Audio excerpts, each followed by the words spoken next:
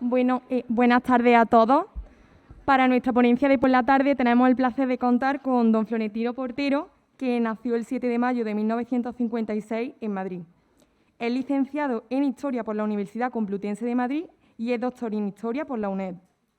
Ha sido Visiting Fellow en el Queen Mary and Westfield College de Londres, visitante profesor en la Universidad de Minnesota y profesor titular en la UNED. Es fundador también del Grupo de Estudios Estratégicos GEES, donde trabajó en el área de Política Exterior y Relaciones Internacionales, hasta principios de 2009. Asimismo, es colaborador habitual en diferentes medios de comunicación, como periódicos digitales como El Debate y Libertad Digital, y escribe artículos de política internacional en los diarios ABC, El Imparcial, en la revista de Actualidad Económica, la cadena COPE y Telemadrid, entre muchos otros. Es también investigador senior asociado del Real Instituto Elcano y miembro de su consejo científico, miembro del Consejo Asesor de Red Florida Blanca, del Instituto de Seguridad y Cultura de la Fundación Transforma España, vocal de la Junta Directiva del Foro de Sociedad Civil, del Comité Español por la Unión Paneuropea, del Think Tank Civismo y de la Comisión Académica de la Fundación Transición Española. Actualmente ejerce como profesor en la UFV y su actividad docente se centra en diversos másteres y entre ellos dirige el máster universitario en Acción Política, Fortalecimiento Institucional y Participación Ciudadana en el Estado del Derecho. Damos la bienvenida a don Florentino Portero. Muchísimas gracias por estar hoy con nosotros.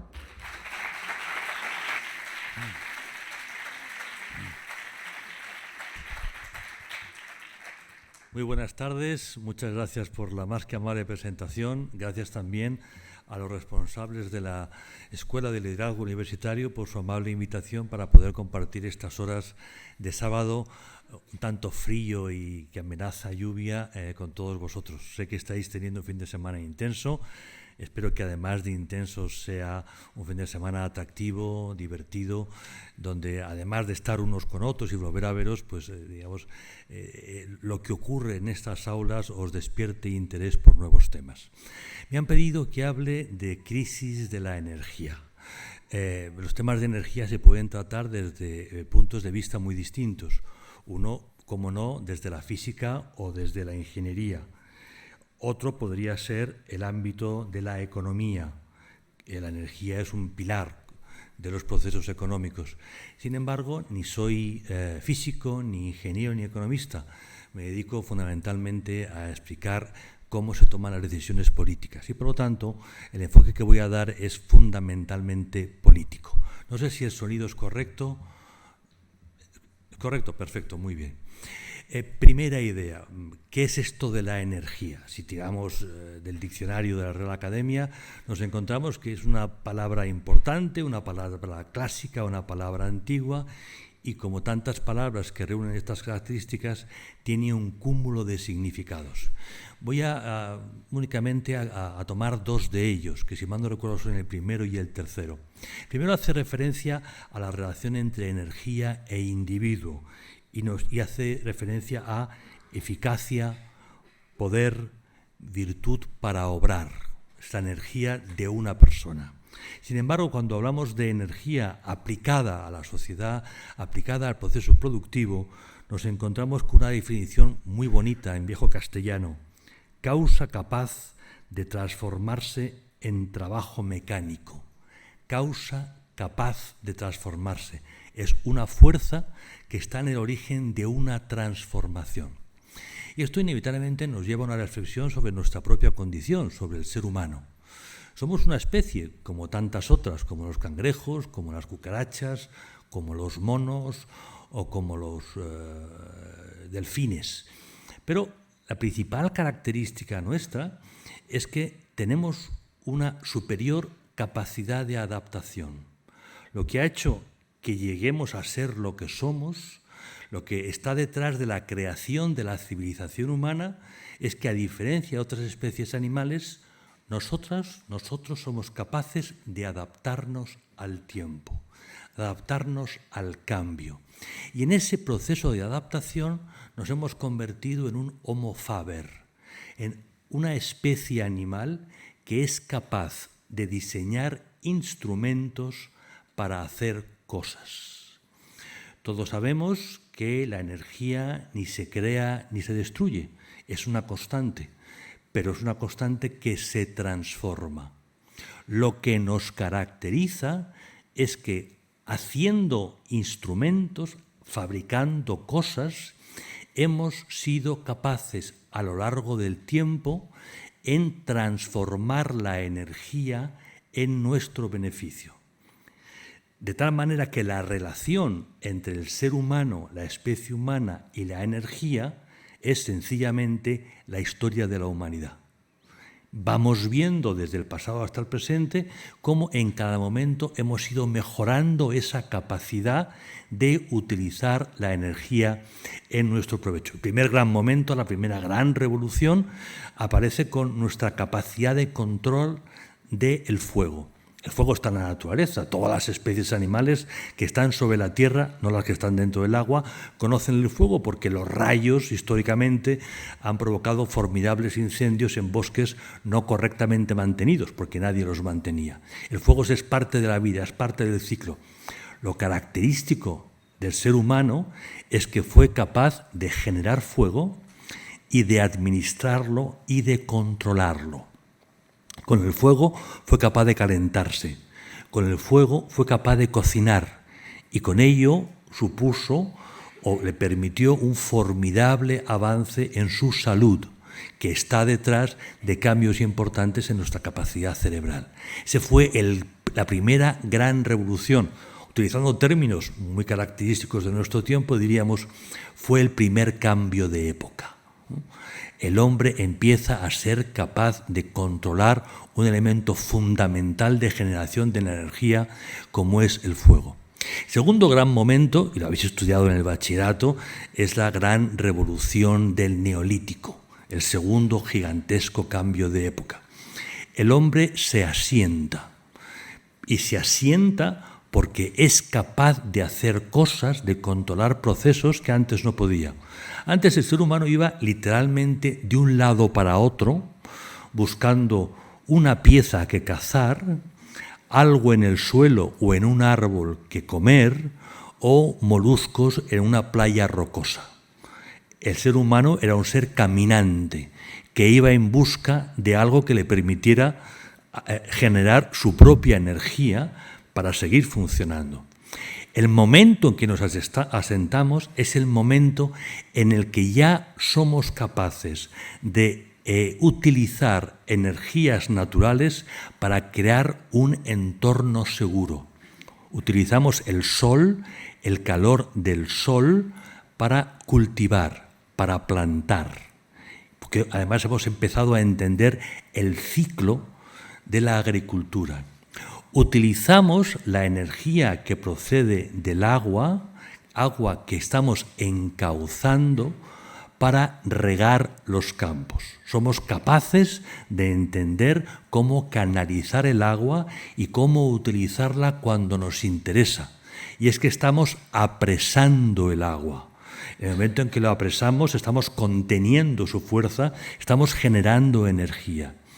Y en este mismo proceso estamos siendo capaces de utilizar la fuerza, la energía de los animales en beneficio propio. Utilizamos a un animal para arar, porque hemos inventado el arado, evidentemente muy primitivo, y de esta manera estamos paulatinamente creando un entorno más saludable, más apropiado para nosotros. El mundo antiguo paulatinamente va a ir siendo testigo de cómo el ser humano va poco a poco diseñando instrumentos con los cuales controla esa energía que está en la naturaleza en beneficio propio.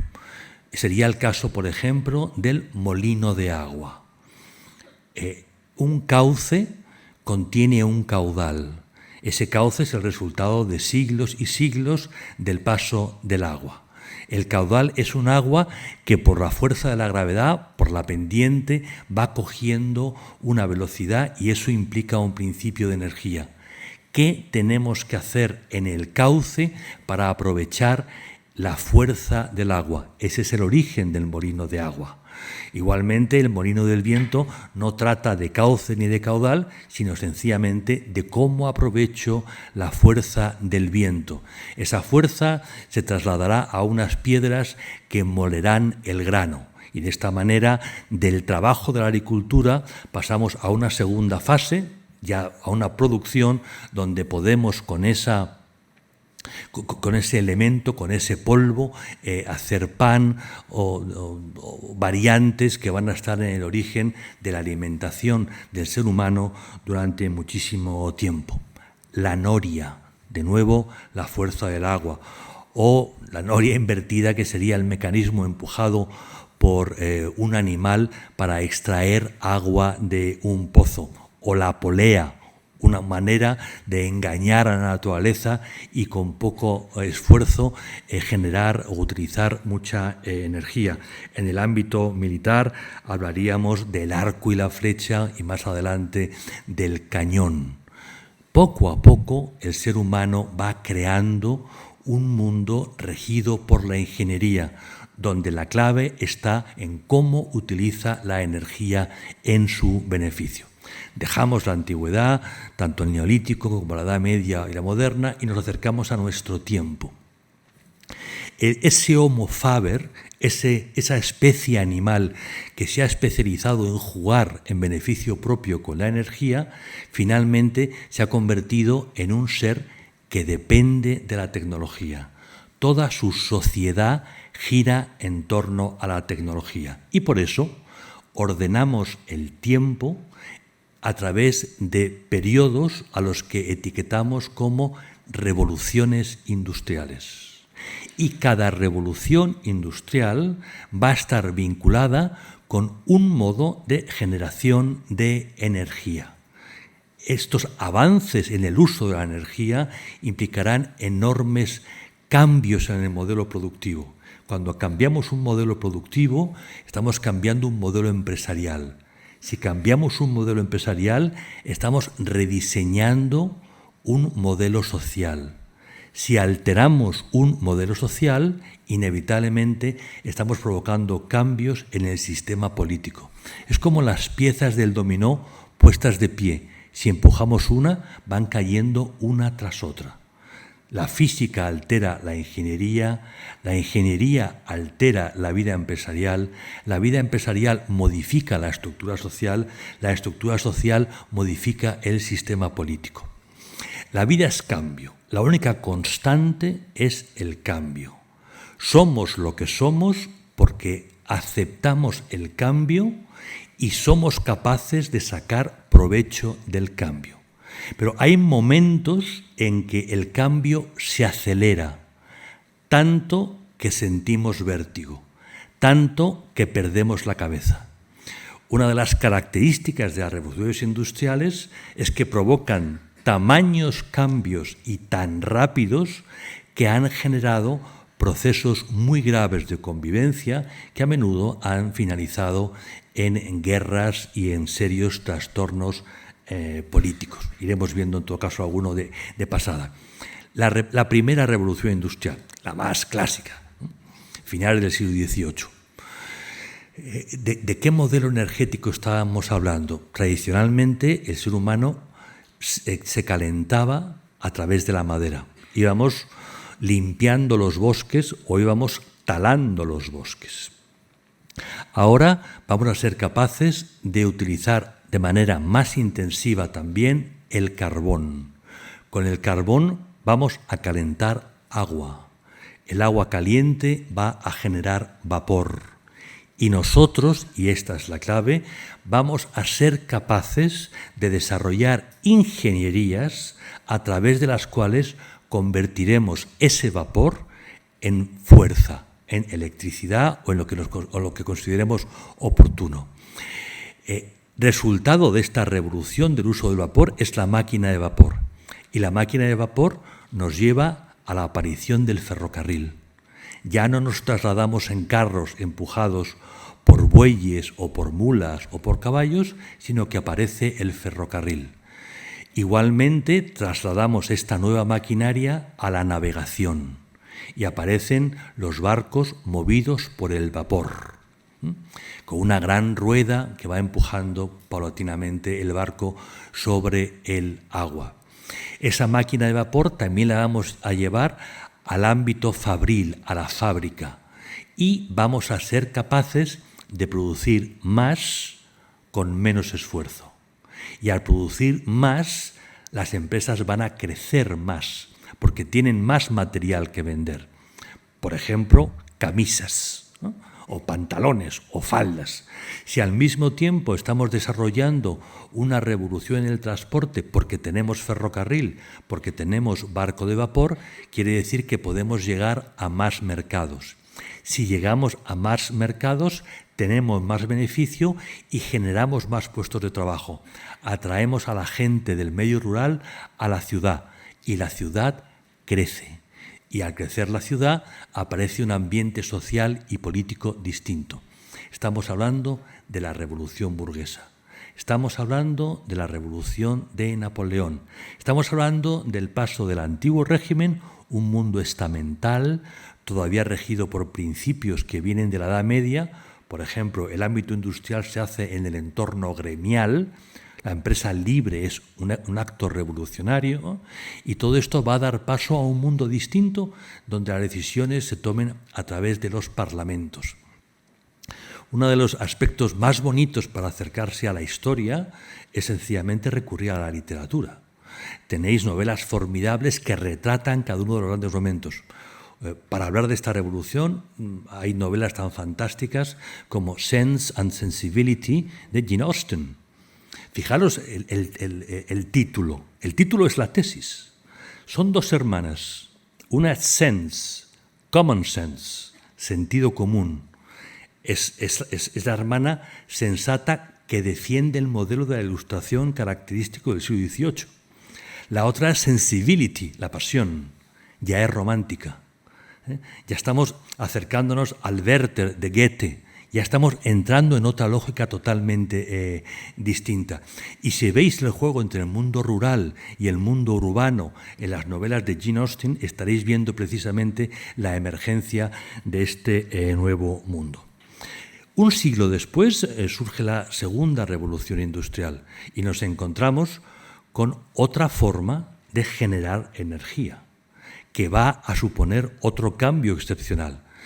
Aparece el uso intenso de los hidrocarburos. Y con el hidrocarburo, con el petróleo, con el gas, van a aparecer los motores de combustión, los primeros motores eléctricos, etcétera, etcétera. Y la ciudad, que ya se está convirtiendo en el centro, será finalmente iluminada.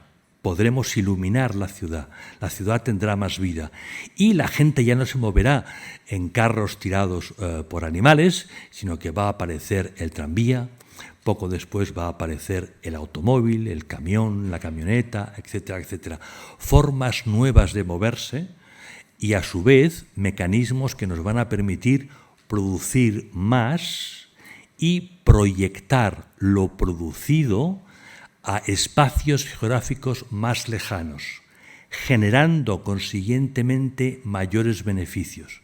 Aparecen las grandes empresas que continúan demandando mano de obra y por lo tanto continúa el proceso migratorio del campo a la ciudad. Y la ciudad se hace más convulsa, más compleja. Aparece la sociedad de masas, donde la gente cuenta y la gente reivindica. Estamos viviendo el inicio del proceso político que va a llevar a la Primera y a la Segunda Guerra Mundial y consiguientemente al suicidio de Europa, al punto final por el que Europa ya no será el centro del universo. Estos procesos de cambio tan fuertes llevan a tensiones que no fuimos capaces de controlar y finalmente acabaron con Europa como Europa centro del mundo. Tercera revolución industrial, que se da justo al acabar la Segunda Guerra Mundial, a partir de 1945. ¿De qué nueva energía estamos hablando? Es evidente que seguimos utilizando las las formas antiguas de generar energía, la madera, el carbón, la gasolina, el gas. Ahora tenemos una nueva, la fisión nuclear. Hemos sido capaces de romper un átomo de hidrógeno, liberando con ello una formidable cantidad de energía. Por lo tanto, el primer instrumento va a ser precisamente la central nuclear, que de nuevo calentará agua, generará electricidad, etcétera, etcétera. Estamos ante un proceso nuevo que, sobre todo, va a aportar algo que no siempre aportaban los anteriores elementos, y es el principio de soberanía. Un Estado puede generar tanta energía como necesite sin depender de otros estados. Todo es cuestión de edificar, de levantar tantas centrales nucleares como necesites. Es algo absolutamente nuevo, absolutamente revolucionario, que va a dar una enorme estabilidad a los procesos económicos. Nos encontramos en el periodo comprendido entre 1945 y 2007, que es el gran periodo de la tercera revolución industrial, el periodo de mayor crecimiento en la historia, el periodo de mayor estabilidad política conocida en la historia, el periodo donde el ser humano ha conseguido mayores cotas de justicia social, el momento en que consolidamos la democracia, o creemos que hemos consolidado la democracia. Todo ese proceso es incomprensible sin el papel jugado por la fisión nuclear durante todo este tiempo. Es la garantía de que el punto de partida para hacer lo tenemos controlado. No tenemos duda de que dispondremos de la energía que necesitamos. Esa estabilidad va a permitir procesos industriales que nunca antes habíamos conocido. Y estamos ya en el tiempo de hoy. En hoy o en antes de ayer o en pasado mañana. Y estamos viviendo, y lo sabemos porque nos lo dicen todos los días, un cambio de época.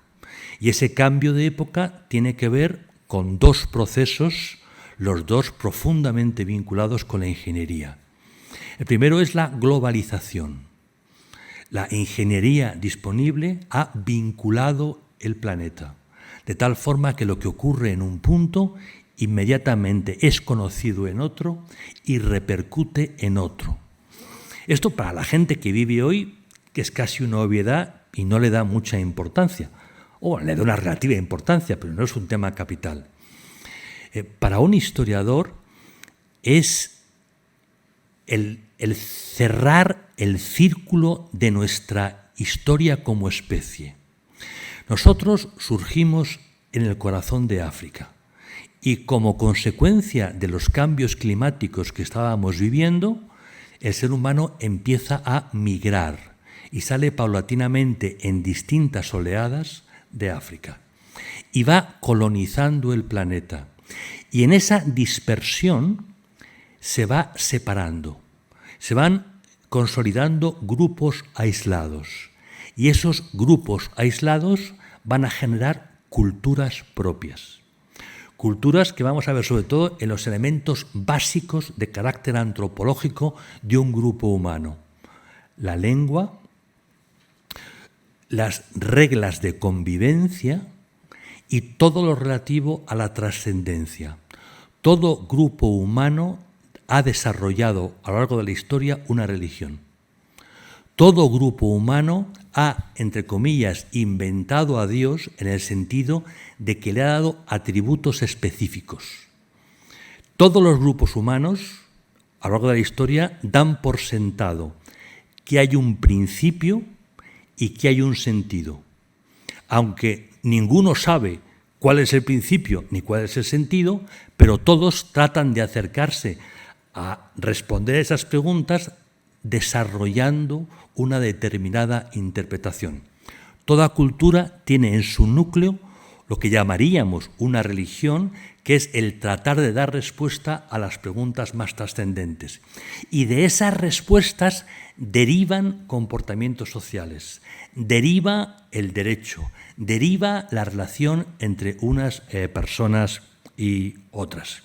Bien, con la globalización lo que hemos hecho es cerrar el círculo, y es que aquella dispersión que nos separó ahora se convierte en una reunión donde cada uno llega con su mochila, con su lengua, con sus costumbres, con su historia, con su interpretación de lo trascendente, con sus formas de ser, con sus formas de hacer. Y eso ya está, por una parte, aportándonos mucho y, por otro lado, creando los problemas propios de cuando acercas elementos demasiado, que es el principio de fricción en física. Las culturas generan fricción cuando, después de estar separadas, se acercan mucho. Y ese es uno de los temas de nuestro tiempo, ¿no? Cómo aprendemos a respetar al otro, cómo aprendemos a convivir con gente que tiene otros enfoques, que tiene otras maneras de ser. El segundo elemento característico de nuestro tiempo es la cuarta revolución industrial. Todos sabemos que esta cuarta revolución gira en torno fundamentalmente a dos pilares: lo cibernético y la ingeniería aplicada a la biología, que son dos pilares que finalmente se cruzan, no son cosas aisladas. Ciber y bio ya no son ciencia ficción, ¿no? O sea, eso ya está ahí, e iremos viendo las próximas décadas, más bien iréis viendo las próximas décadas, el efecto de la reunión del ciber y lo bio. Por otro lado, si uno va en un metro en Madrid, cosa que ahora se practica poco por miedo al contagio, verá que la mayor parte de las personas ya son medio robots, puesto que tienen todos en la mano, pegado, un trasto que llamamos inteligente y que es un instrumento cibernético que nos conecta al resto del mundo y que no somos capaces de prescindir de él. Todavía no lo tenemos dentro de la piel, lo tenemos casi pegado sobre él, pero ya se ha incorporado a nuestra vida y empezamos a considerar normal lo que no es, desde luego, tan normal. Pero entrando en lo que nos interesa, que es el mundo de la energía. Bien, si toda revolución industrial parte de una revolución energética, ¿en qué revolución energética estamos? Porque el mundo ciber básicamente tira de electricidad y la electricidad la estamos todavía generando a la manera tradicional. Bien, lo interesante es que en el tiempo que nos está tocando vivir, los estados han decidido ordenar los procesos energéticos a costa del mercado. Históricamente era el mercado el que iba ordenándolo, y así cuando disponíamos de una nueva energía, prescindíamos de otra de manera gradual. Pero ahora los estados, por iniciativa de los individuos, actúan no en función de las necesidades objetivas, sino de prejuicios, de ideas o de, digamos, objetivos políticos. No estoy criticando nada de esto, sencillamente estoy describiendo determinados procesos. Y así hemos decidido prescindir de la madera, porque tenemos que proteger nuestros bosques. Hemos decidido prescindir del carbón, porque genera CO2 y está contaminando la atmósfera, y eso va a tener consecuencias muy importantes, tanto sobre la temperatura global, sobre otros procesos que tienen que ver con la contención de determinados rayos solares. Estamos, evidentemente, diciendo no a la quema de la gasolina, porque igualmente es muy contaminante y tiene efectos muy negativos. También estamos diciendo no al gas, aunque como el gas contamina menos, decimos, bueno, podemos usar el gas un poquito más de tiempo, con mucho cuidado, pero igualmente hay que pensar que en un tiempo relativamente breve, como mucho en el año 2050, ya no debemos usar ningún tipo de hidrocarburo, ya no podemos seguir generando CO2 que se va a instalar allí y nos va a hacer un daño enorme. Y, por otro lado, estamos muy en contra de la fisión nuclear, no porque la fisión nuclear contamine de manera directa, sino porque los residuos del uranio sí pueden contaminar y, consiguientemente, pues, tenemos que evitar ese tipo de situación. Bien, el eliminar fuentes de energía es algo que, con buen criterio, hay que hacerlo de manera muy gradual y cuando contamos con alternativas, de tal manera que en ningún caso pongamos en peligro los procesos industriales, pongamos en peligro los servicios sociales, pongamos en peligro las necesidades de cada familia de disponer de energía. Que un hospital no reciba energía es un problema muy serio. Que una fábrica no reciba energía es un problema muy serio que tiene consecuencias francamente muy graves. En este caso, en esta situación, conviene que hagamos dos consideraciones fundamentales para entender la situación en la que nos encontramos. La primera consideración es la dependencia crítica de las sociedades industrializadas, sociedades en las que vivimos, de la necesidad de consumir ingentes cantidades de energía. Dicho de otra forma, somos drogadictos de la energía.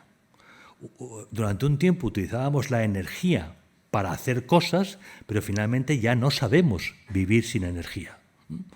Yo vivo en un 7º piso. Como el ascensor de mi casa no funcione, supongo que me dará un infarto a la altura entre el 4º y el 5º piso. Y si intento subir a mi casa con bolsas de alimentos comprados en el supermercado, pues el infarto me dará entre la 3ª y la 4ª planta, ¿no? Es una realidad. Damos por sentado que el ascensor va a funcionar. Damos por sentado que el ferrocarril va a correr campo a través hasta la ciudad de destino.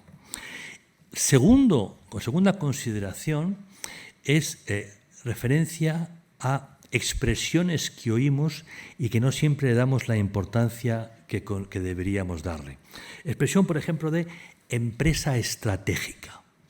Durante semanas, si uno consultaba las páginas de economía de un periódico, o leía una revista económica, o leía el diario Expansión, aparecía continuamente una referencia a una empresa, Naturgy, y a un debate sobre un fondo de inversiones extranjero que quería comprar un paquete accionarial de referencia, un paquete accionarial que le permitiría tomar decisiones sobre esa empresa. Y el problema es, bueno, ¿qué va a hacer el gobierno? Porque es una empresa estratégica. Bien, si realmente somos drogadictos de la energía, en el marco de un Estado hay un conjunto de empresas que administran precisamente esa energía y que están controlados por intereses de esa nación en concreto. La nación puede ser España, puede ser Francia, puede ser Corea del Sur, puede ser Australia, puede ser Canadá, da igual. En cada país hay un conjunto de empresas que son las que tienen la responsabilidad de garantizar el abastecimiento y, una vez nos hemos abastecido, garantizar que va a llegar a cada casa, a cada hospital o a cada fábrica. Con esto, lo que tenemos que tener muy en cuenta es el grado de dependencia que tenemos de otros y, por lo tanto, la preocupación de los gobiernos en el siglo XXI para tener influencia suficiente sobre el tejido industrial, el tejido empresarial que se dedica a la gestión de la energía, porque la energía es estratégica. ¿Qué quiere decir en ciencia política, en el lenguaje político, estratégico?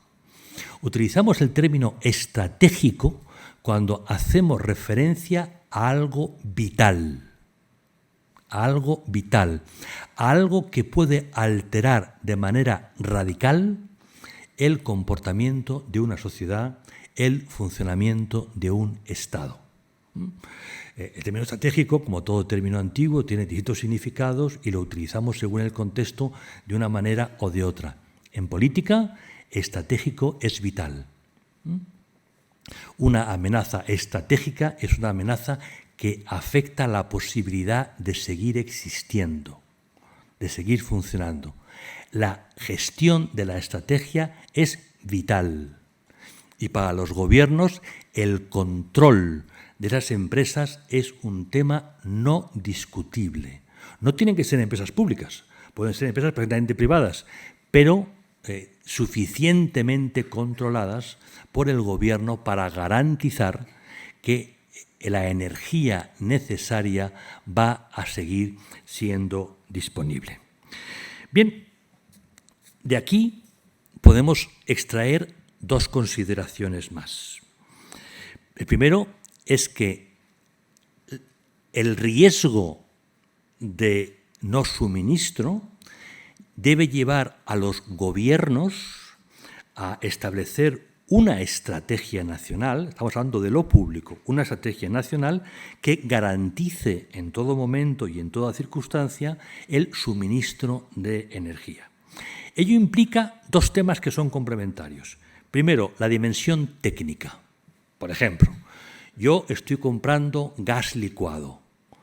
El gas licuado viene en unos barcos carísimos. El gas licuado tiene que mantenerse a unas temperaturas muy, muy bajas, lo cual implica un gran consumo de energía. Pero cuando llegan a puerto, ese gas licuado hay que colocarlo en un contenedor específico, a partir del cual nuestros ingenieros puedan hacer uso de él. Si no tenemos esa instalación, ¿de qué me vale tener gas licuado? Absolutamente de nada. Por poner un ejemplo, Marruecos hoy tiene un problema porque debido a su pésima relación con Argelia, Argelia ha dejado de suministrar a Marruecos gas a través de un gasoducto. Entonces, ¿qué está intentando Marruecos? Que ellos comprar gas licuado. Ese gas licuado iría a un puerto español que está preparado para recibir gas licuado. Ese gas licuado se transforma en gas normal y ese gas normal se traslada por un gasoducto ya existente hasta Marruecos. Si Marruecos tuviera los puertos apropiados, no necesitaría toda esta vuelta ni el coste añadido para todo ello. En segundo lugar, está la dimensión política de esta estrategia. ¿Esto qué quiere decir? Que yo tengo que garantizarme que mis proveedores son de suficiente confianza como para que me garanticen que en todo momento me va a llegar la energía que yo necesito. Y esto no es tan sencillo. Primero, porque las circunstancias son cambiantes los gobiernos, pasan cosas que no están en la agenda y, consiguientemente, la dimensión diplomática de un Estado tiene que trabajar mucho para garantizar que el suministro sea efectivo. Tiene que trabajar de manera preventiva, viendo venir los problemas, y tiene que trabajar de manera efectiva, cambiando las alianzas, cambiando los suministradores cuando la situación se haga más complicada. Es evidente que los problemas de esa dimensión técnica son muy distintos de los problemas que plantea la dimensión política. Es el mundo de los ingenieros, en el primer caso, ingenieros que tienen que garantizarnos la generación, el transporte, el almacenamiento y la distribución. Pero los diplomáticos tienen una función muy distinta, que es evitar el chantaje, evitar que crisis en la comunicación, en los gasoductos, nos puedan sorprender. En general, que un aumento de la demanda internacional pueda suponer que quien habitualmente nos suministra prefiera servir a otro Estado concreto. Bien, hemos visto las fuentes de energía de las que estamos prescindiendo, pero ¿cuáles son las nuevas fuentes de energía que tienen que mantener en pie el mundo de la cuarta revolución industrial? El mundo más tecnológicamente sofisticado que jamás ha existido. Tenemos la energía solar, los paneles solares. Los paneles solares son una tecnología en un cambio muy, muy acelerado. O sea, no es lo mismo cuando vamos en coche, por ejemplo, hacia Burgos, que hay grandes praderas de paneles solares, que son de una tecnología ya más bien antigua, de nuevos ensayos que estamos viendo, por ejemplo, en Francia, con gigantescos pseudorradares, tienen forma de radar, que están canalizando la luz solar y generando energía. Hay mucho camino por recorrer en la gestión de la energía solar. Vemos, como no, los dichosos molinillos, la energía eólica que va destrozando nuestro paisaje y llevándose por delante a miles y miles de aves, pero que están ahí y que evidentemente ya suponen una parte muy importante del cómputo total de generación de energía que hoy tenemos. Tenemos también la energía maremotriz, que lo que hace es aprovechar el movimiento de las olas, que a su vez es el efecto de la atracción que la Luna, como todos sabéis, genera sobre la Tierra. Son sistemas que están ahí, que son relativamente novedosos, pero que no son ni mucho menos la alternativa a las fuentes de energía que estamos dejando de utilizar. La energía solar está muy bien, sobre todo cuando hace sol. ¿Os imagináis cuánta energía solar estamos generando hoy con el cielo que tenemos? La energía eólica está regular, porque destroza paisajes y mata águilas y halcones y demás, pero depende de que haya viento. Y si no hay viento, sencillamente las élites están paradas.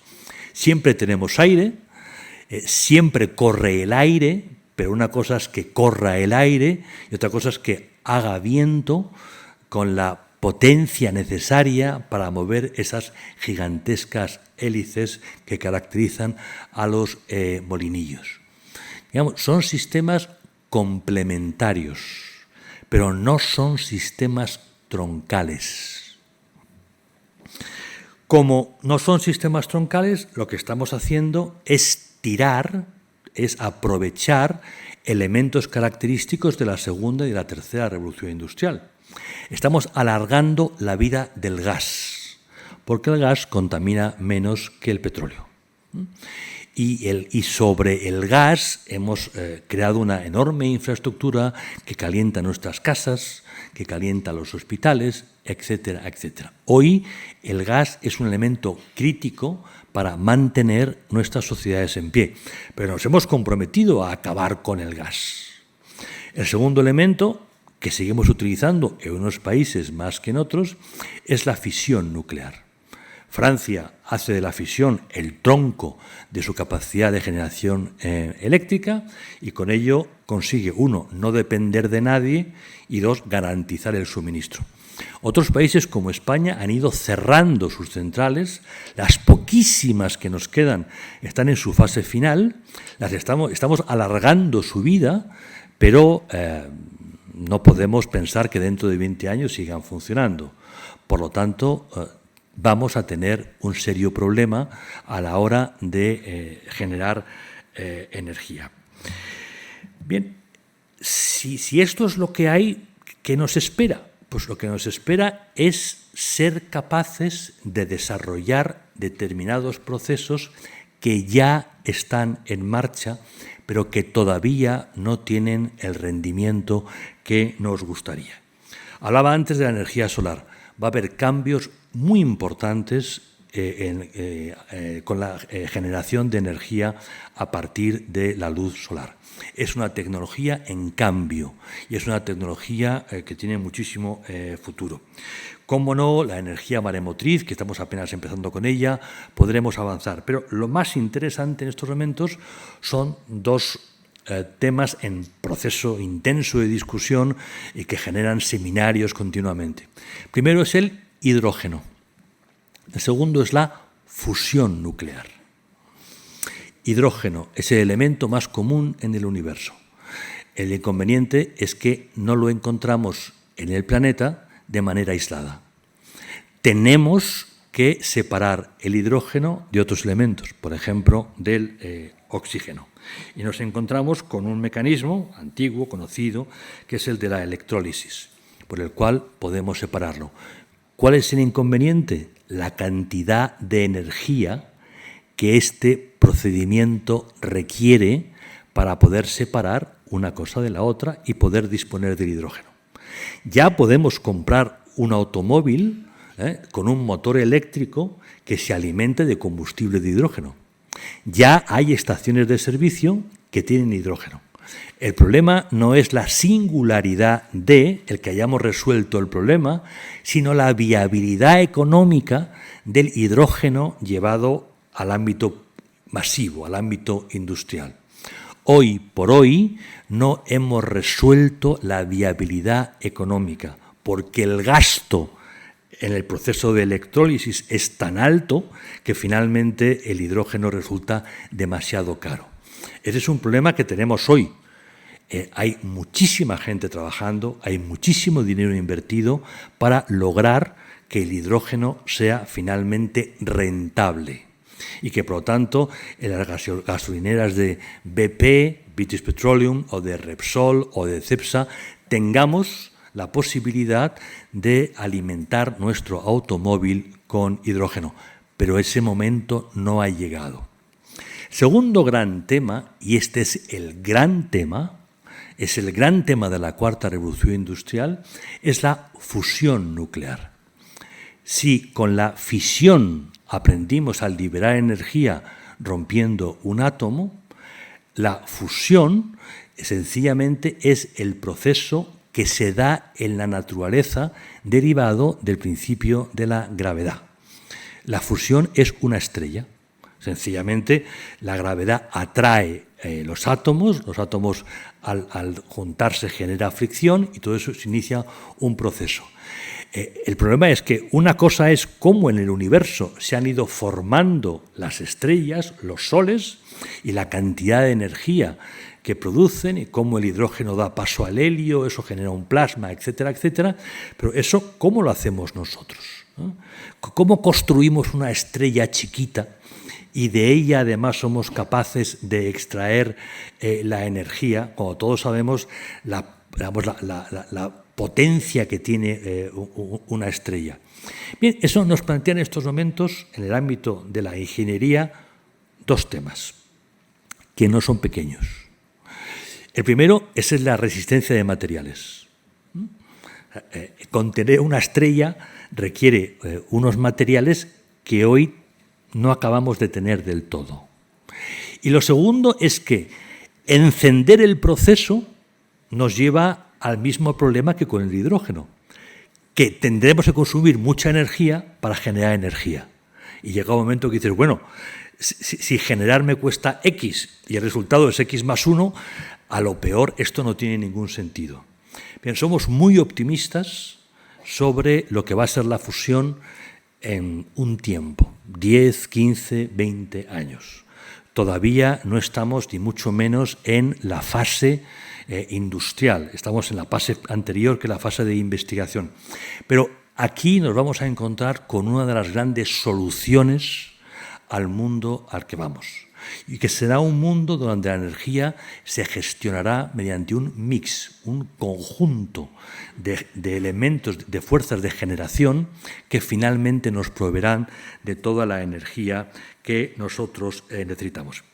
Para ir ya poco a poco acabando, ¿en qué situación nos encontramos hoy y por qué hablamos de crisis de la energía? Crisis de la energía tiene dos sentidos. Uno es el que va unido a un cambio de época. Quiere decir que entra en crisis un modelo de generación de energía. A menudo pensamos que el término crisis es inevitablemente peyorativo. Las crisis son algo peligroso. En primer lugar, la crisis es como el respirar, es la vida. O sea, el ser humano vive en un entorno de sucesión de crisis de muy distinto tipo. Y, por lo tanto, las crisis diría que ni son buenas, ni malas, ni regular. Son sencillamente momentos que nos exigen adaptarnos, que nos exigen entender la naturaleza del problema para adaptarnos, y a menudo con la adaptación tendremos muchas más ventajas de las que teníamos en el tiempo inmediatamente anterior. Un segundo significado del término crisis, que es, digamos, más de política cotidiana, es que hoy en el mundo, en el planeta, la energía se ha convertido en un bien escaso y en un bien carísimo. Y ahora veremos el por qué es escaso y por qué es carísimo. Y por lo tanto, aquí sí tenemos una crisis en el sentido peyorativo del término muy serio, porque nos pone patas arriba nuestro mundo. Porque de pronto tenemos unos costes que no teníamos antes. Y ahora lo iremos viendo desagregando elementos con un poquito más de tranquilidad. En primer lugar, la situación en la que nos encontramos es el resultado de la intervención de los Estados sobre el ámbito de la energía. Una intervención, digamos, solicitada por los ciudadanos. No estoy diciendo que los gobiernos vayan por una parte y los ciudadanos por otro. No, no. Las sociedades, a través de sus gobiernos, están presionando para que prescindamos de unas formas de generación de energía. Y eso crea una situación nueva, puesto que, evidentemente, hay menos generación de la que había antes si estamos prescindiendo de estos elementos tradicionales. 2. Nos encontramos con un aumento de la demanda sobre las fuentes de generación residuales, las que mantenemos. Si limitamos el carbón, habrá mayor demanda de gas, inevitablemente. Si había una cantidad de gas, digamos, medio hace 10 años, hoy va a haber más demanda de gas porque estamos utilizando menos el carbón para generar calor. Bien. Este aumento lleva a dos problemas complementarios. Uno, si aumenta la demanda, hay más escasez, es más complicado encontrar. Y segundo, ya lo sabemos, si algo es escaso, el precio sube. Y por lo tanto, es fácil entender que si hemos renunciado voluntariamente a nuevas fuentes de energía, las residuales, las que quedan, van a costar más dinero, porque más estados, más personas, más entidades van a presionar sobre ellas. Tercer elemento, los estados productores pueden optar por la especulación aprovechando esta situación. Yo tengo un proveedor habitual, pero ese proveedor en estos momentos puede estar jugando en el mercado y aunque me ha prometido que me va a suministrar una cantidad X, llegado el momento puede decir, mira, ya lo siento, pero te voy a proporcionar mucho menos de lo que te dije, porque sencillamente otro país me va a pagar el doble de lo que tú me pagas por el contrato que firmamos hace 3 años. Los contratos se están revisando.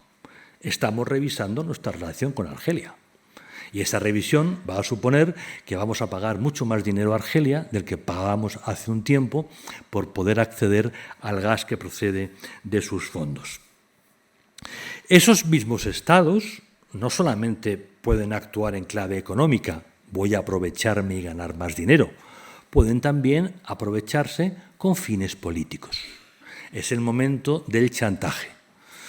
El momento en que alguien te dice, mira, yo estoy encantado de proveerte de gas, pero es que Mengano me está pidiendo mucho más y es que además tu política exterior me ofende. Y ya sabes que para que deje de ofenderle tienes que hacer cambios que van más allá del precio al que estás pagando el gas. Sencillamente tendrás que modificar tu política exterior. Así podremos ver qué está pasando en Ucrania, qué está pasando en Polonia, qué está pasando en Lituania, etcétera, etcétera. Son momentos en que un Estado que puede proveer utiliza esa capacidad en un entorno de escasez para modificar las posiciones de política de un Estado supuestamente soberano. A estos actos, digamos, de carácter voluntarioso, se suman las circunstancias que no están previstas y que puede ser el resultado de un terremoto, de un acto de la naturaleza o sencillamente de una crisis política muy lejana a ti, muy ajena a ti, pero que finalmente te va a condicionar. Bueno, España se suministraba de gas a través de 2 gasoductos y uno está hoy cerrado porque pasaba por Marruecos y Argelia no está dispuesta a proporcionar gas a Marruecos. Todo el gas que nos entraba por Tarifa y que había pasado previamente por el Rif, sencillamente ese gas ya no llega. ¿Tenemos algo que ver? No. ¿Nos han chantajeado? No. Sencillamente no llega el gas porque circunstancias que son ajenas a nosotros. Bien, todo este escenario que no estaba suficientemente previsto representa evidentemente una crisis. Y es una crisis ante la que los países consumidores estamos reaccionando. ¿Cómo reaccionamos? Pues reaccionamos renegociando contratos y con ello pagando mucho más dinero, pero garantizándonos el suministro. Y supone evidentemente algo difícil cuando tus presupuestos están cerrados, cuando tienes una deuda acumulada muy grande derivada de los efectos de la pandemia y en muchos casos todavía de los efectos de la crisis económica del año 7. Reaccionamos también haciendo trampas en el solitario. Nosotros, en el marco de Naciones Unidas, establecimos unos criterios sobre cómo superar los problemas de la contaminación ambiental y decidimos que determinadas formas de generar energía no eran aceptables. Pues ahora estamos considerando que quizá fuimos muy duros con la fisión nuclear y que fuimos muy duros con el gas. Y estamos planteándonos quitar las exigencias sobre estas modalidades de los objetivos señalados en el marco del proceso general de lucha contra la contaminación. Y por último, estamos aprobando deprisa y corriendo la construcción de nuevas centrales nucleares. Esto es particularmente llamativo en nuestro entorno más cercano, en Francia y en el Reino Unido, donde por otra parte una nueva tecnología permite crear centrales nucleares más pequeñas y mucho más seguras que además se pueden construir en un tiempo más limitado. Ha empezado la carrera para dotar a estos países de pequeñas centrales nucleares que, situadas en puntos críticos, puede garantizar el mantenimiento del suministro. Por último, el aumento de los precios de la energía va a repercutir mucho sobre el conjunto del proceso industrial en el que estamos todos metidos, provocando un alza de los precios generalizados. Cuando hablamos de alza de precios, no es lo mismo que suban las manzanas a que suba el gas, por la sencilla razón de que las fuentes de energía repercuten sobre el conjunto del proceso productivo, porque en todo momento estamos consumiendo energía. En este sentido, el alza de los precios de la energía tiene un impacto directo sobre el índice de inflación. Si el índice recoge una subida de los precios, nos encontraremos con que las autoridades monetarias tendrán que tomar medidas. ¿Qué medida adopta una autoridad monetaria cuando suben los precios? Sencillamente lo que hace es empezar a subir, a su vez, el precio del dinero. Suben los tipos de interés. En estos momentos las autoridades monetarias dicen que eso no va a ocurrir. Cuando dicen que no va a ocurrir, es que va a ocurrir, para que no pueden decirlo hasta que lo hacen. Y ya se calcula que durante el año 22 va a haber 2 subidas de tipos. Uno puede decir, perfecto, es lo que hay que hacer para contener la subida de los precios, porque la subida de los precios se lleva por delante los ahorros y hunde a la clase media. Eso es cierto, pero también es cierto que países como España tienen una deuda pública superior al 120% en relación a su Producto Interior Bruto, que es nada en comparación a la deuda privada de las corporaciones y de las familias, que es aún más. Si sube el precio del dinero, si suben los tipos de interés, suben los tipos de interés de la deuda. Y por lo tanto, el servicio de la deuda, en un tiempo más posterior, porque los efectos tienen su tiempo, empieza a absorber dinero que normalmente hubiéramos dirigido a levantar hospitales, crear universidades o mejorar nuestras carreteras. Veis cómo, siguiendo el principio de las piezas del dominó, algo que ocurre en un sitio empieza a tener efectos y efectos complicados en otro. Conclusiones. Nos encontramos ante una crisis del modelo energético, por la sencilla razón de que estamos viviendo una revolución industrial y un cambio de época. 2. El proceso de transición dirigido por los Estados se está realizando sin contemplar suficientemente la administración de los tiempos. Hemos empezado a renunciar a formas de generación de energía cuando no teníamos todavía la alternativa. De ahí que estemos dando marcha atrás y volviendo al gas y volviendo a la fisión nuclear. Hemos cometido la irresponsable renuncia a la generación de energía en el propio territorio, que esta es la clave, os lo decía antes, de la fisión nuclear. La mayor ventaja de la fisión nuclear es que se desarrolla en el propio territorio. No dependemos de nadie. En estos momentos, al haber cerrado un alto número de centrales y tener las que tenemos ya pocas y muy viejas, dependemos mucho de la voluntad de otros estados. Y eso, en tiempos de escasez, eso en tiempos de tensión diplomática, es peligroso. Y estamos corriendo riesgos que se perciben si uno lee un poquito la prensa política española. Hemos cometido una injustificada confianza en determinados estados proveedores, es el caso de Argelia, y en general no hemos valorado lo que implican los riesgos geoestratégicos a la hora de garantizarnos el aprovisionamiento de energía. Pasan cosas fuera que nada tienen que ver con nosotros, pero que finalmente supone que nos llega menos energía y a un precio mucho mayor. Y dicho esto, yo creo que ya les he aburrido suficientemente, así que si todavía les quedan ganas para hacer alguna pregunta, pues estoy a su enterísima disposición.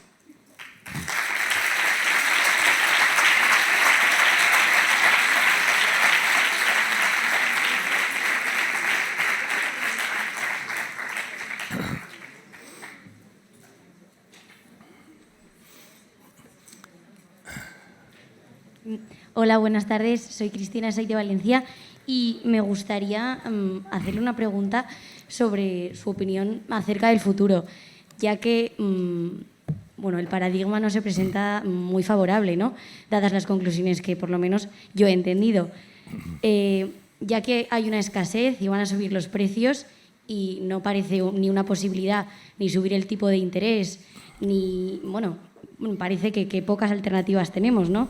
O la inflación, o subir el tipo de interés, y estamos endeudados hasta arriba. Entonces, ¿cuál cree usted que es el futuro de España? ¿Volver a dar un paso hacia atrás? ¿Volver a la fisión nuclear? ¿Volver a abrir las centrales nucleares? ¿O cuál cree que es el futuro de nuestro país, concretamente? Muchas gracias, Cristina, por tu pregunta.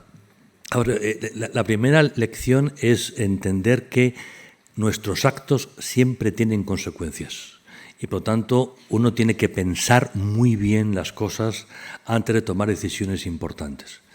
Lo segundo es que en el ámbito de la energía no se puede improvisar, porque las instalaciones, las ingenierías necesarias son muy costosas y requieren tiempo. Digamos, no se instala una central nuclear en un pispás, se tardan años. No se crean gasoductos de un día para otro. En estos momentos lo que nos toca en el corto plazo es, por lo tanto, un trabajo básicamente diplomático. O sea, no es momento de ingenieros, porque las instalaciones las tenemos, es momento de diplomáticos para garantizar que van a llegarnos los aprovisionamientos que necesitamos. ¿Cuáles son los problemas más importantes? Damos por sentado que durante un tiempo el gasoducto que pasa por Marruecos no va a funcionar, va a seguir cerrado. Y es un problema. Entonces, esa cuota de suministro la tenemos que reemplazar a través del gas licuado. El problema del gas licuado es que el número de barcos en el mundo preparados para trasladar gas licuado son barcos diseñados para eso, ¿eh? Son barcos se llaman barcos metaneros. Son barcos, primero, carísimos y segundo, que tienen un número muy limitado. Entonces, nuestra gente tiene que trabajar para garantizarse, uno, el gas licuado y dos, el barco en el que cargar el gas licuado. Esta es la primera urgencia. Y lo segundo es negociar con Argelia que a través del gasoducto que tenemos entre la mayor parte posible de gas y negociar con Francia el suministro de electricidad generada por sus centrales nucleares, aquellas que están sobre la línea de los Pirineos, que hay unas cuantas. Naturalmente, el gobierno francés está más interesado en abastecer a su industria y a su gente que a España. Pero, bueno, negociando, trabajando a un precio que seguro que será alto, tenemos que conseguir que Francia nos suministre energía para completar lo que estamos perdiendo en estos momentos por el gasoducto de Marruecos. En el corto plazo esto es lo que hay. En el medio plazo debería haber, como todos los temas que son de Estado, un acuerdo parlamentario que establezca una estrategia donde de verdad tengamos el mix necesario, el mix de ingenierías necesario para afrontar las próximas décadas con tranquilidad. En España, la gente que se dedicaba a energía hace 3 años era muy optimista, porque decía, mira, lo hemos hecho muy bien, hemos diversificado mucho los tipos de energía y también los proveedores. Compramos gas licuado en Qatar, en Estados Unidos y en Nigeria, y petróleo en Nigeria y en Rusia, y un montón. Y todo eso era verdad, pero no estaban jugando con las variables de carácter político.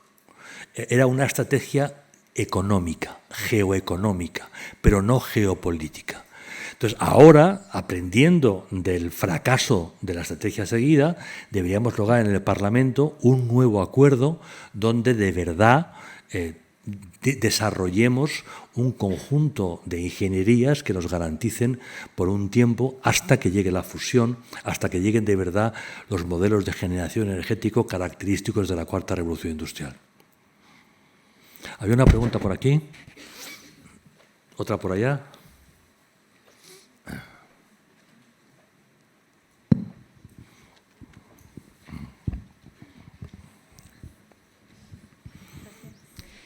Bueno, Florentina, muchas gracias por la ponencia. Yo soy Patricia y, bueno, no entiendo mucho de energía porque mi campo en conocimiento es la medicina, pero sí que tengo entendido que si en esta crisis energética ha habido un aumento tan grande del precio, ha sido en parte por el aumento de la demanda, pues yo que sé, Filomena, la pandemia, ha aumentado la demanda de gas. Pero ¿por qué ha subido el precio de toda la energía si el gas no es la única fuente que utilizamos? O sea, yo lo que tengo entendido es que pagamos el precio de todas las energías al precio del gas. Es como si yo voy al supermercado, compro yogures, huevos, patatas, un botecito de caviar y pago todo al precio del caviar. ¿Eso a qué se debe? O sea, ¿tiene algún objetivo concreto? ¿Servirá para financiar el desarrollo de nuevas energías más limpias o simplemente obedece a intereses geopolíticos, etcétera? Lamentablemente no soy un economista especializado en la energía como para poder responderte con claridad y con seguridad. Lo que te puedo decir es que este es un fenómeno antiguo. Antes lo decíamos al revés. El precio del gas está vinculado al precio del petróleo. Del barril de petróleo Brent, que estaba a 45. Entonces sabíamos que el precio del gas más o menos se iba a equiparar. Me imagino que la respuesta es que al final resulta que las formas de generar energía convergen en lo que quieres hacer. Dicho de otra manera, en mi casa tenemos una caldera de gasoil y estábamos decidiendo si nos pasábamos a una caldera de gas. El resultado es el mismo, vamos a calentar una casa. Entonces, por esa misma razón, los precios tenderán a igualarse, porque van a dar el mismo servicio. pero insisto en que no soy ni mucho menos un economista como para explicarte la historia de por qué estos precios van tan de la mano.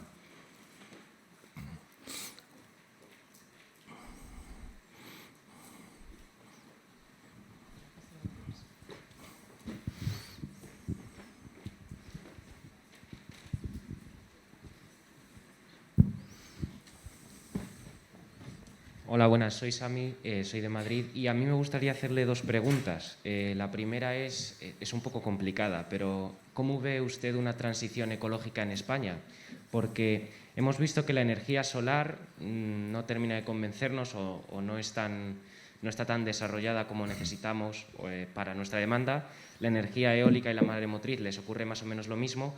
Y en el caso de las energías nucleares tampoco podemos condenarnos tantos años a tener este tipo de energías que al final, cuyos residuos lo único que hacen es contaminarnos y eso, condenarnos. La segunda pregunta es ¿cuál cree usted que es el papel que debería tener España ante la nueva formación de energías limpias? Porque nuestro país, por su posición geoestratégica, es un territorio muy favorable a la formación de este tipo de energías.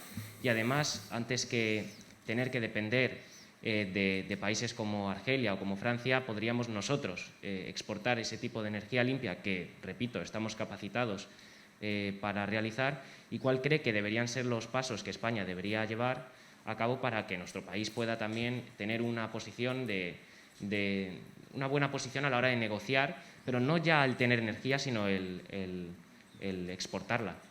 Claro. Muchas gracias. Muy bien, muchísimas gracias. La primera pregunta, ¿cómo hacemos una transición ecológica? Pues como podamos. Es la respuesta más sencilla. La más sofisticada sería tratando de potenciar el conjunto de energías más limpias. Pero claro, eso implicaría de entrada prescindir del gas, no ya de la gasolina, sino del gas que en estos momentos está siendo crítico para nosotros.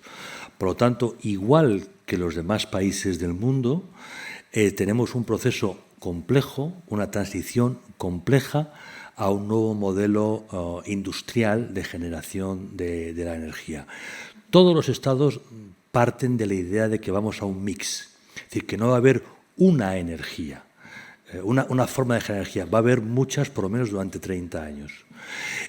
Tenemos mucho que recorrer en el terreno del solar, mucho en el maremotriz, y la fusión está ahí, pero todavía le queda un camino por recorrer. Los estados tienen que animar a inversiones privadas para poder avanzar en ese terreno. Hay empresas que están en ello, pero todo eso es evidentemente muy costoso y muy complejo. Y no es un problema español, es un problema general. Francia es el país europeo que está mejor, pero por la sencilla razón de que tiene decenas de centrales nucleares, ¿no? Hay un debate en Francia al respecto, pero a la vista de lo que está ocurriendo está muy claro que la energía nuclear va a seguir siendo la energía de soberanía de Francia, la única garantía que Francia va a tener para poder afrontar los retos que se nos vienen encima. No hay una solución fácil. Dependemos de los ingenieros. Hay muchísimas empresas de ingeniería trabajando para mejorar los procedimientos y con menos generar más, pero hace falta tiempo y mucha prudencia al respecto. Papel de España. España es parte del consorcio mundial que está investigando la energía de fusión. La gran central está al sur del río Ródano, en Francia, donde las grandes potencias del mundo llevan invertidos miles y miles y miles de millones de euros para resolver los problemas técnicos de crear una estrella y aprovechar la energía que genera la fusión nuclear. Ayer había un artículo muy optimista en Financial Times, hace 2 días o 3 en Wall Street Journal. Hoy me enviaban desde el núcleo que se dedica a estudiar energía, aquí al lado, en el IES, la Escuela de Negocios, hay un diario de la energía, la energía en España, se llama Diario de la Energía, que están y estaban hablando precisamente de los grandes avances en fusión. Bueno, estamos ahí, estamos gastando dinero, prestamos mucha atención. Los departamentos de física de nuestras universidades dedican mucha atención a la fusión. Vamos a ver en qué momento eso puede trasladarse al ámbito empresarial y que se creen pequeñas centrales. Ese será el gran momento. Un gran momento que no solamente afecta al aprovisionamiento de energía aquí, es la solución esperada para la navegación espacial. Cuando hablamos de cómo viajamos a Marte o cómo viajamos a Júpiter, tenemos un problemón. O sea, ¿cómo alimentamos la nave espacial tanto tiempo? Puedes introducir combustible, pero ese combustible se va a consumir. Con la fusión puedo ir tomando directamente el hidrógeno del espacio y alimentándolo. Evidentemente hay que depurarlo, etcétera, etcétera, pero son procesos que conocemos. Ahora se trata de que eso que conocemos en el plano teórico lo podamos llevar al espacio y, consiguientemente, podamos tener cientos de naves recorriendo el espacio y, por lo tanto, desarrollando grandes experimentos científicos, que es una cosa que necesitamos urgentemente. Yo no tengo el micrófono.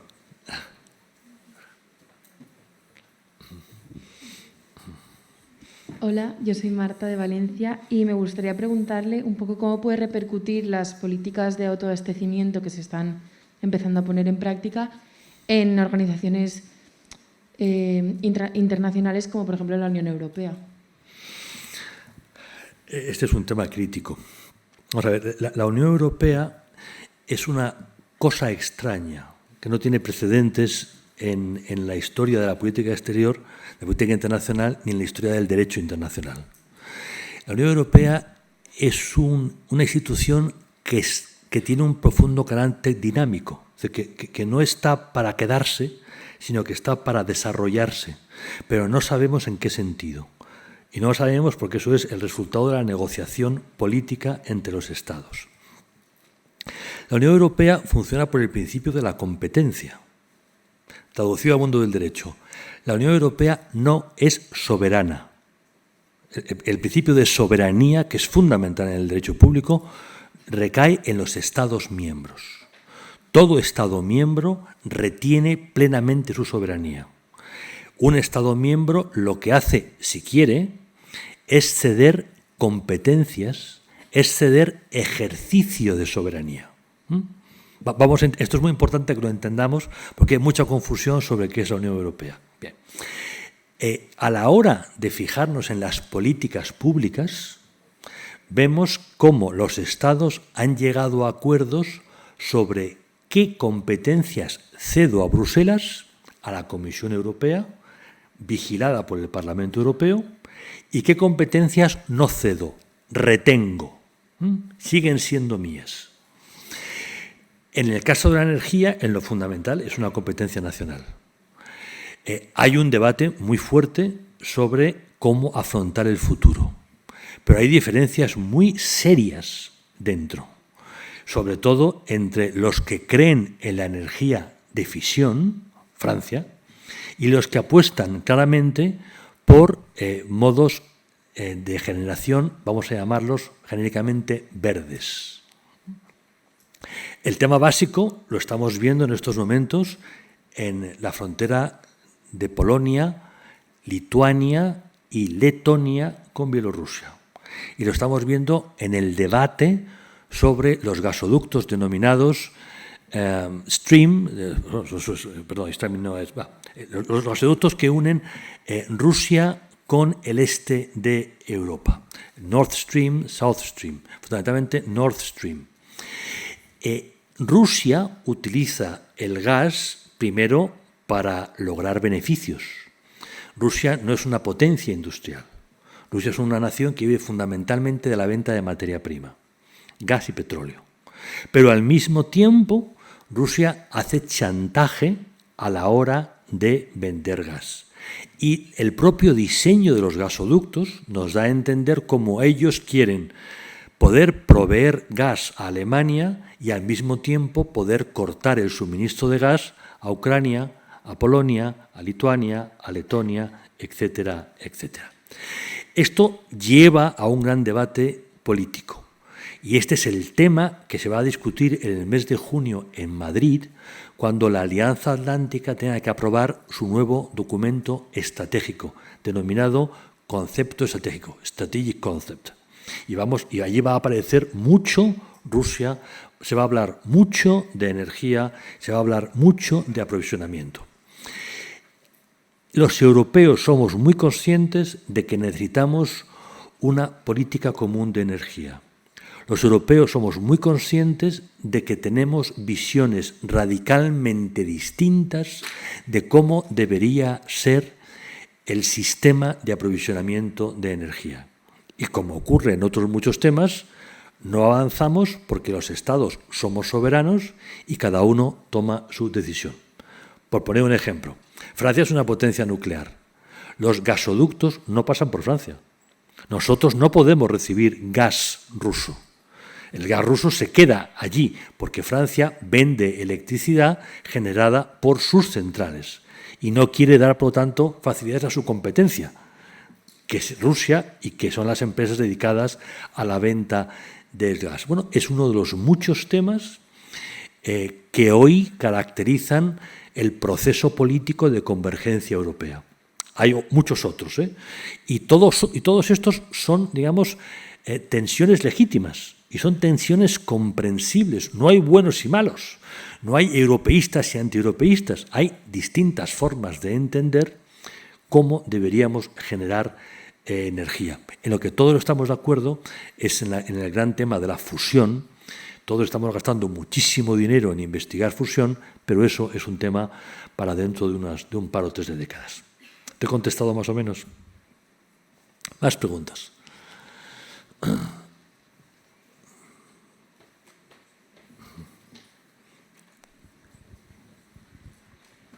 Buenas tardes, yo soy Irene y le quería preguntar un poco también, a nivel juventud, nosotros, por ejemplo, se están implantando un montón de medidas para hacer el automovilismo más sostenible, los coches eléctricos y todo este rollo, pero a mí me preocupa que como joven, cuando salga al mercado laboral, yo no tengo la posibilidad de comprarme un coche eléctrico o de pagar el dinero que requiere cargar ese coche eléctrico. Entonces, me da la sensación de que al final estamos creando como dos clases de ciudadanos, ¿no? Los que pueden permitirse el desarrollo sostenible y los que no. Entonces, le quería preguntar si usted piensa, ya que hemos hablado de la fusión nuclear, que puede ser una manera de democratizar un poco esa energía y de que todos podamos acceder a ella, o es inviable que esa energía obtenida de la fusión nuclear llegue al ciudadano de a pie. Gracias. Muchísimas gracias, Irene. Estás tocando uno de los temas políticos más sensibles. O sea, a menudo se reviste de política social determinadas políticas, digamos, ecológicas, que finalmente son de un elitismo radical. O sea, el tener un coche eléctrico es un privilegio. Y por lo tanto, lo que estamos viendo es que la política pública, o sea, la actuación de los estados sobre los mercados automovilísticos con el objetivo de reducir la contaminación, están teniendo efectos profundamente desiguales. Profundamente desiguales. En esta desigualdad hay una segunda víctima que no es menor, que son las fábricas de automóviles. A las fábricas de automóviles se les presiona para que hagan un tipo de automóvil que no vamos a comprar. Es así de sencillo. O sea, en estos momentos los que deberíamos cambiar de coche, el mío tiene algunos cientos de miles de kilómetros y 6 o 7 años, lo primero que vemos es, vamos a ver, ¿tiene sentido que me compre un coche eléctrico que es carísimo y que la batería me va a durar 300 kilómetros? No, no puedo ir a Burdeos, y yo voy mucho a Burdeos, soy un fanático del vino. Ni siquiera voy bien a La Rioja, me quedo a mitad de camino, ¿no? Un coche que tenga 2 motores es un coche que tiende a costar 6.000 euros más, pero es un coche de transición. Si compro un coche de gasolina o de gasoil, primero me van a mirar mal y en segundo lugar, dentro de nada, no me van a dejar salir a la calle. ¿Qué es más prudente? No comprarme un coche. Bien, estupendo. Las fábricas de automóviles son un sector muy importante de generación de riqueza y de generación de puestos de trabajo. Y están pasándolo muy mal, porque están sufriendo una fortísima presión regulatoria y al mismo tiempo no están vendiendo coches. O sea, que es lo peor de todo, ¿no? O sea, cada vez me obligan a que mi coche me resulte a mí productor más caro y encima el comprador, que no es idiota, no tiene prisa en cambiar de coche. Pues evidentemente vemos dos tipos de víctimas, ¿no? Primero, que estos coches son para ricos y segundo, que las fábricas están dejando de vender. Es un caso más, un caso ejemplar de malas políticas públicas. O sea, quien toma decisiones de este tipo tiene que tener en cuenta todas estas variables y aplicar consiguientemente políticas que eviten que el coche se convierta en un privilegio y que eviten que las fábricas de automóviles lo pasen muy mal. Entre otras cosas porque España es un país donde se fabrican muchos automóviles, muchos, y muchos puestos de trabajo directos e indirectos dependen del sector. Por lo tanto, una vez más, la irresponsabilidad se paga caro.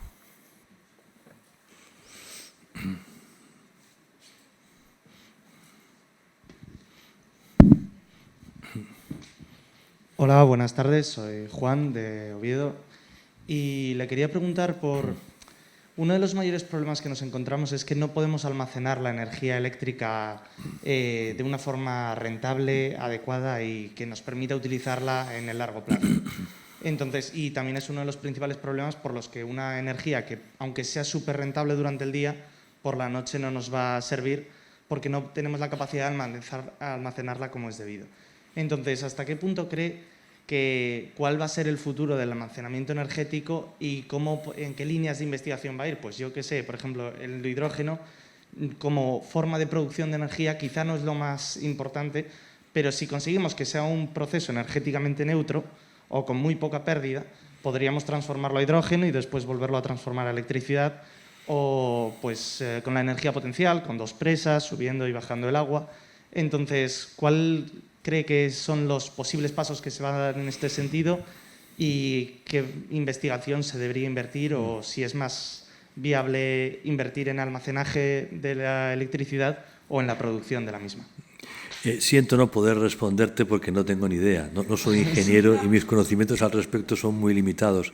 Evidentemente, cuando leemos sobre hidrógeno, aparece esta ventaja continuamente. Es más seguro almacenar hidrógeno en una estación de servicio y echar el hidrógeno a un automóvil que jugar con el gas. Sí, y continuamente vemos la referencia, ¿no? Eso da mucha tranquilidad a las autoridades y da mucha tranquilidad a las empresas. Pero hoy todavía tenemos problemas muy serios con el hidrógeno. Me imagino que el tema de la electricidad básicamente es cómo administro la generación antes de cómo soy capaz de guardarla, ¿no? O sea, no debo generar aquello que luego puedo perder si no lo administro correctamente. Pero mucho me temo que no soy la persona adecuada para darte una respuesta precisa. Lo siento.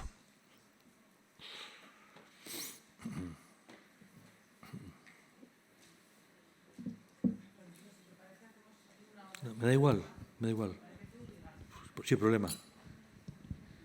Buenas tardes, yo soy Alberto de Toledo y bueno, a lo largo de estos últimos años hemos asistido en nuestro país al cierre, pues como usted ha dicho antes, de varias centrales nucleares, José Cabrera, Santa María de Garoña, que obviamente han generado tras sus años de actividad una serie de residuos. Además, tengo entendido que los almacenes temporales individualizados de las distintas centrales, como Almaraz 1 y 2, por ejemplo, están prácticamente abarrotados. ¿Cuál es el destino en España para esos residuos, y de qué manera influye la gestión de estos residuos en el precio final de nuestra factura de la luz o de otras energías como consumidores de a pie? Sí, Gracias. pues de nuevo me temo que estáis haciendo preguntas a alguien que no es ingeniero. Todo lo que tiene que ver con gestión de recursos ha ido modificándose mucho. Y lo que originalmente era un problemón ya no lo es tanto, pero evidentemente están ahí y hay que darles salida. Me consta que ya el sector no está tan preocupado como estaba preocupado hace 30 años por este tema. Y desde luego esa gestión es un coste que repercute en la tarifa, que duda cabe. Es algo que al final la empresa que está generando energía pues tiene que repercutir de una manera o tiene que repercutir de otra. Pero sí, es un problema, pero ya te digo que por lo que yo leo, y no soy del sector, no soy ingeniero, no soy físico, ni siquiera soy economista, es un tema que preocupa en estos momentos mucho menos de lo que preocupaba hace 30 años.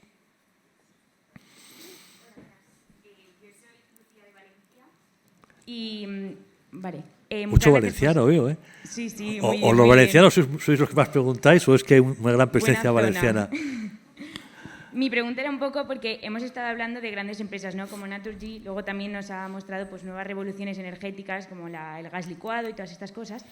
Y me da la sensación como que hacía mucha referencia a que todo ahora mismo estaba en manos de legislación, de los ingenieros, de acuerdos entre estados. Entonces mi pregunta era un poco si nosotros como universitarios o ya simplemente como ciudadanos o como consumistas de ese producto podemos hacer algo para contribuir en esta revolución energética y, no sé, o sea, ya sea solo reducir nuestra demanda si sirve para algo o simplemente qué papel podemos tener.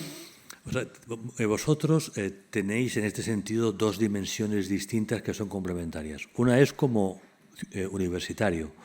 El universitario es una persona que está estudiando y consiguientemente que está investigando. En ese sentido, el potenciar unas líneas de investigación sobre otras, tanto en física como en ingeniería, como en economía, eso evidentemente va a tener efectos. Y las universidades son los grandes centros de investigación, unidos, íntimamente unidos a los departamentos de investigación de las grandes empresas. Que ya son hace muchas décadas que trabajamos juntos, ¿no? Entonces, el mejorar los procedimientos, el descubrir nuevas fuentes de generación de energía, evidentemente es muy importante. Y vosotros como universitarios tenéis ahí un papel. Vosotros como ciudadanos tenéis otro, que duda cabe. Y ese otro tiene que ver con defender unos objetivos y valorar unos costes. Tenéis que decidir a la hora de, por poner un ejemplo, el que yo ponía antes, vivís en una casa, esa casa tiene una forma de generar energía, una forma de generar calor, el agua caliente, la calefacción, etcétera, etcétera, y tendréis que discutir cómo queréis que la casa se caliente, cómo queréis que el agua caliente llegue al piso séptimo. Y esas decisiones, qué duda cabe, tienen una repercusión directa sobre el mercado. Pero claro, una cosa es lo que me gustaría y otra cosa es lo que es posible. Y vais a ver directamente el tema fundamental de la factura. La factura de la obra y la factura mensual que tendréis que pagar a la empresa X, bien por el gas o bien por el gasoil. O bien por la electricidad, que es lo más caro con diferencia, ¿no? En estos momentos tener una casa con calefacción eléctrica es, vamos, para pegarse un tiro o para pasar mucho frío directamente, ¿no? Bien, la respuesta del consumidor ante esta variada oferta tiene efectos inmediatos sobre el mercado, sin duda.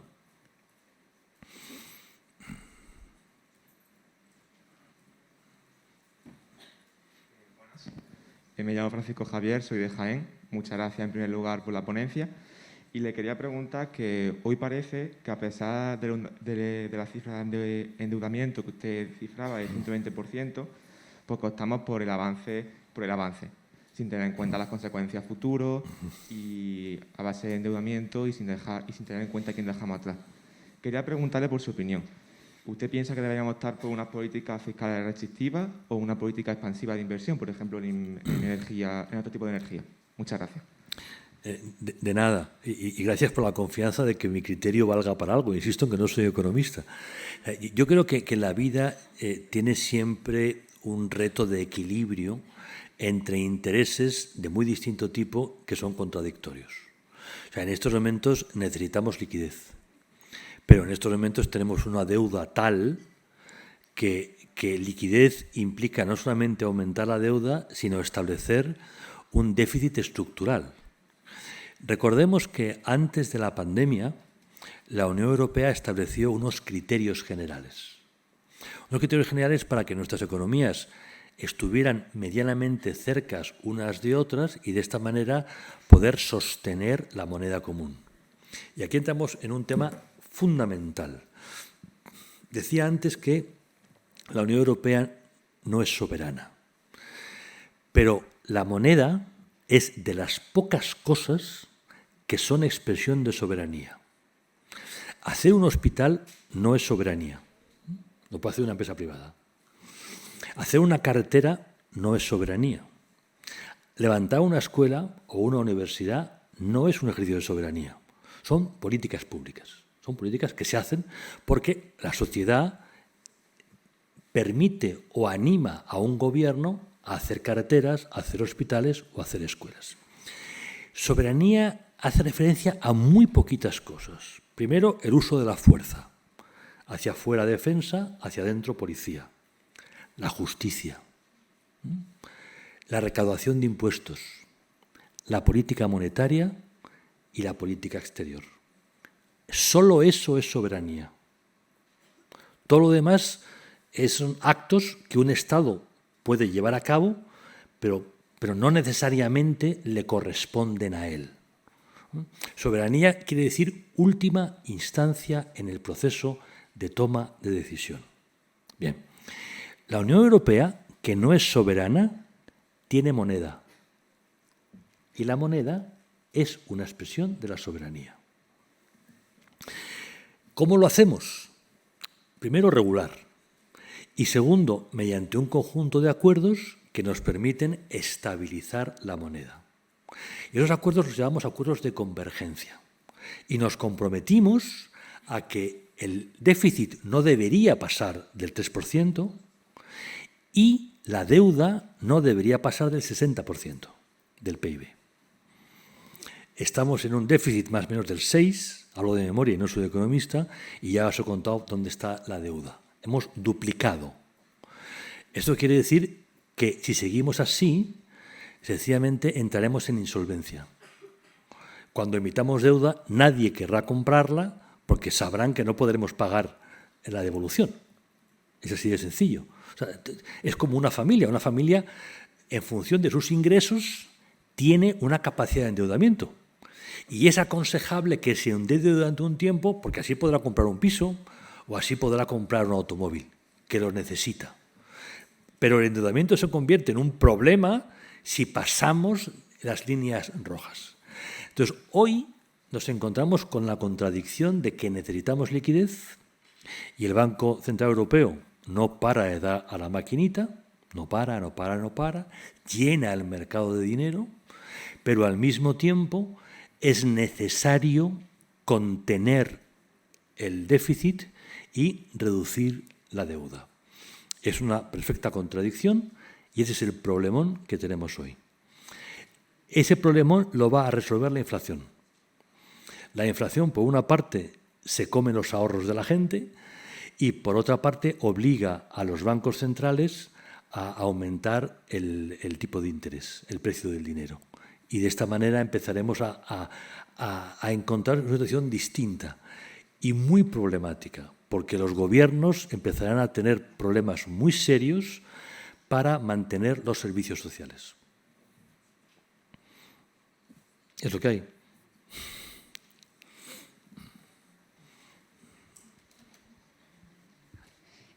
Buenas tardes, soy María de Murcia y me gustaría... Perdón, María. María. Me gustaría preguntarle su opinión acerca de la posibilidad de que en los próximos años se produjera un apagón en Europa y si cree que España se podría llegar a ver afectada.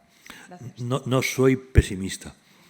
O sea, es evidente que dependemos mucho de otros, pero esos otros dependen de nosotros para cobrar.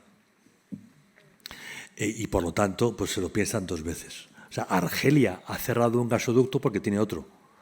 Y están los barcos que van a permitir, a través del gas licuado, que ellos más o menos tengan los mismos beneficios que tenían antes. Es más, como el precio del gas sube, vendiendo menos gas tienen más ingresos. Pero de ahí a un apagón, eso supone que Rusia perdería muchísimo dinero, que Argelia perdería mucho dinero. No están para perder dinero, ni Rusia ni Argelia. O sea, necesitan dinero a las puertas. Por eso lo que creo es que estamos viviendo problemas característicos de una transición, donde los gobiernos han actuado irresponsablemente porque han caído en el idealismo Y un gobierno nunca puede ser idealista. Un ciudadano puede darse el lujo de ser idealista, pero un gobierno en la vida, nunca, ¿no? Y los gobiernos han actuado en ese sentido con mucha responsabilidad. Y hoy tenemos problemas. Esos problemas nos van a acompañar un tiempo, pero no soy pesimista en absoluto. Puede haber problemas en 2 meses, una semana complicada, pero Europa seguirá en principio recibiendo energía de manera muy distinta y todo seguirá funcionando, aunque con más problemas y a mayor coste.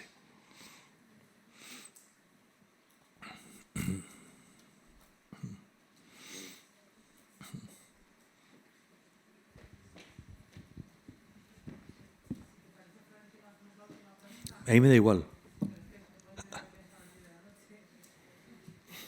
Hola, soy Javi de Valencia. Quería preguntarle que cómo de pertinente ve usted el mantenimiento de los derechos de emisión de CO2 en esta transición para la generación de energía y, por otra parte, también la regulación estatal del precio de la luz. Muchas gracias. Son 2 temas muy distintos, son temas muy de economía. El primer tema es uno de los temas fundamentales en la negociación diplomática. Digamos, detrás de eso lo que hay es lo siguiente.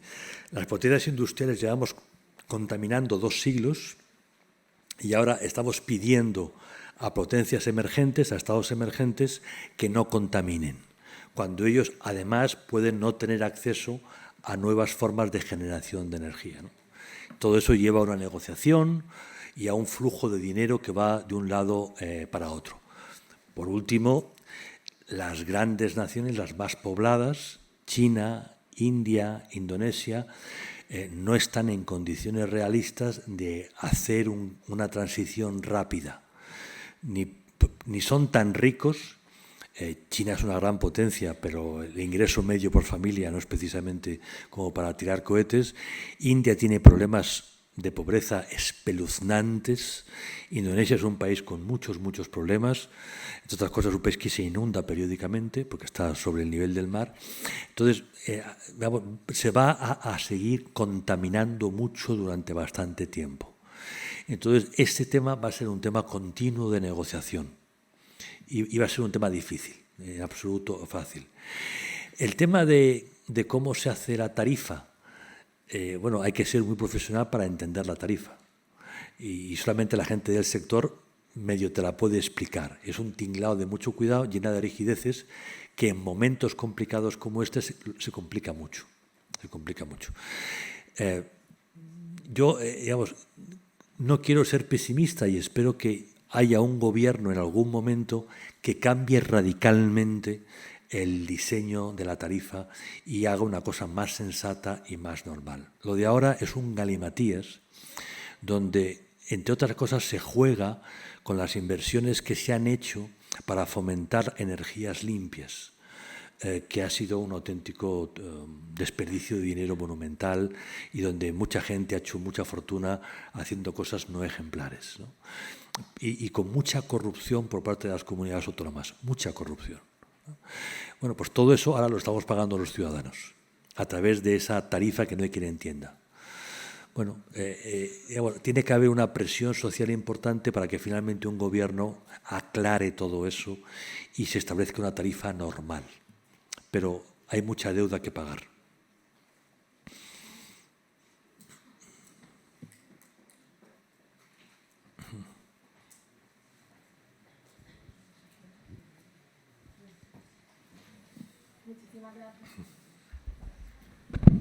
Muchísimas gracias de verdad, don Florentino, por habernos acompañado esta tarde de sábado y habernos dado su tiempo. Y, por supuesto, muchísimas gracias por haber respondido a tantas cuestiones. Nos vemos pronto. Muchas gracias. Suerte.